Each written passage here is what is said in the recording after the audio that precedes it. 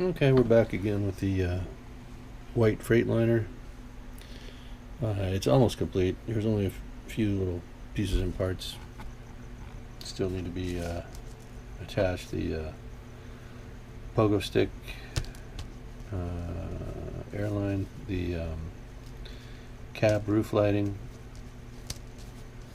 the horns, and the mirrors. The side mirrors in this case have to be assembled, and that is a trick. Getting those little chrome parts together with really no serious kinds of instruction on it. I mean, I know how they go together. I've seen side mirrors on trucks before, so it's not rocket science, but it is not easy to get those little chrome pieces to adhere to each other. But this is the Freightliner as it sits. It's an older kit, so the molds aren't terrific. Oops, the molds aren't terrific, and the fit is kind of abysmal in most places. It's probably not really that bad. It's tough. These are not easy to put together, but it is together. I did use a couple of augmented parts. So on the stacks, the kit provided pieces. The exhaust pipe is just too skinny, so I augment that by sleeving. You can see the original tube or part is inside of the aluminum tubing. I don't know if the camera's picking that up, but they're in there. All I did was cut them about 3/4 of an inch short. They were a little too tall, and then cut the sleeves from aluminum tubing and slid them right over the top. Also, the bracing, there is no bracing on the kit, and these stacks would not just be free floating out here with no support other than the attachment point here at the base. So that's really not how they are in the real world. Typically they have steel tubing similar to the arrangement that I have, or better. It's a kind of a Z-bar or a Z-shaped support using steel rod. So I just replicated that with piano wire. It's not a terrific representation of it, but it's good enough. And then anyway, there's the engine. Would I recommend this kit? I mean, it's hard to get it to look decent. You can see the cab went together pretty well. You can kind of see just a trace of that lateral seam. This one I can't do anything about. This is molded. I mean, I could sand it off, but it more or less belongs there, more so than where you glue the two halves of the cab together. And that's the one I was concentrating on getting rid of, that seam up and down the sides and over the top. So it's pretty much eliminated. And again, that was just using a shrink-free spackle as a filler. It hardens up just fine. It takes paint. I could tape over it and pull the tape off and not pull it out of the gap. So we'll call that a win. I've used the Sherwin-Williams shrink-free spackle on the balsa projects. This is the second time I've put it on a plastic kit, and it works. So have no fear, you can use it, and it goes on much easier than that plastic filler that you might use for a kit, and it's a lot cheaper. You buy a tub like this here, and you can get it in a smaller, I don't know, quart size, but a tub like this is, I don't know, $8 or $9. I don't know what that Squadron putty goes for, or any of the other brands, but that comes in a little squeeze tube, and it's probably at least $10 for the tube. So use spackle, it's good. What else? Again, this is a build straight from the box. It's a box build. Nothing really special other than oh yeah, the other part that I added was the solder.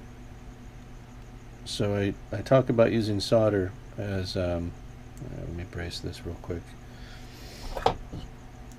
Using solder for engine plumbing, and I used it on this kit. And the solder I used is right here as part of the exhaust line into the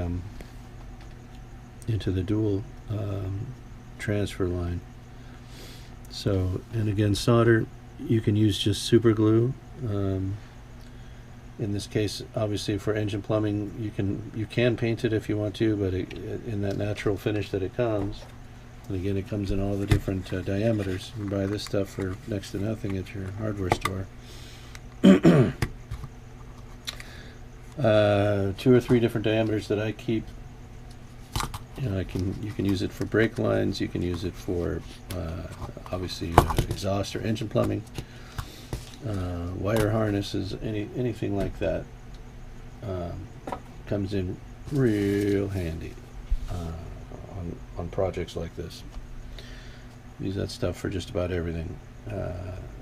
When the plastic parts don't quite fit, and commonly with these AMT kits, I mean, they really don't fit. I was surprised that the lateral piece fit. That linguine fit just barely behind the cab stanchion supports and in front of the tank supports here. That was a tight fit, but it did go in there, and it fit right into the spacing determined by where these kit supports are attached. It just barely fit in, and we can see it in there. On both sides it was tight, but it did work. So you can rely on that part to work as long as you do everything else squarely. That'll work. Let me think if there's anything else we can tell you about this one. It'll probably come to me as soon as I turn the camera off. Right. Yeah, that's it. That's we're gonna just add the lights, and then what I'll probably do is shoot one last video with all 3 trucks. And yeah. In the instructions, they have the cab release levers upside down. This is actually the correct way to mount them. They picture them reversed with the pin on the top, and actually this pin goes on the bottom. And again, that's another part that just clears in there between the cab stanchion and the exhaust plumbing, and it doesn't hit on anything on either side. It's, you know, a couple things where the kit does come together. It's surprising based on all the places where it doesn't. And the interior wasn't terrific. That was a really tight. I had to do a lot of shaving on that interior tub, I can tell you that.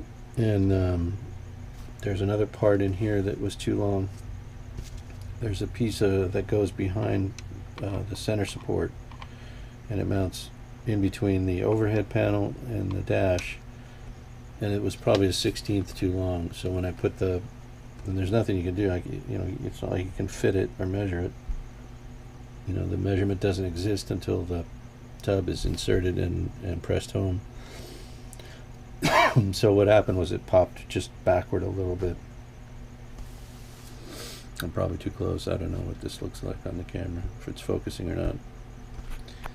But anyway, like I said, good project, kept me busy.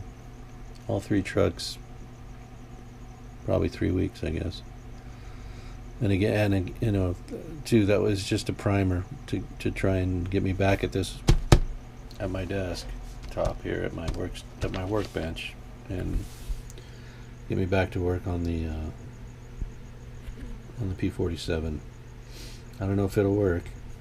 I did have fun. They were they were definitely interesting.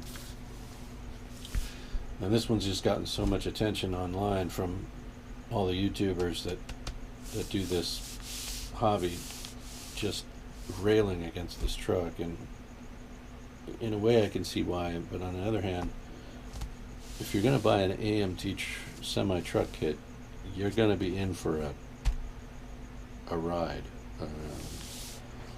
You know, you kind of have to know a lot of tricks, and then you kind of have to learn a few more, or at least be willing to try a few other tricks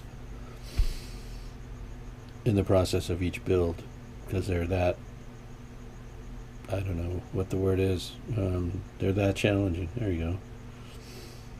Alright, thanks for watching. Again, probably one more video on the trucks, and then hopefully we'll be moving on to the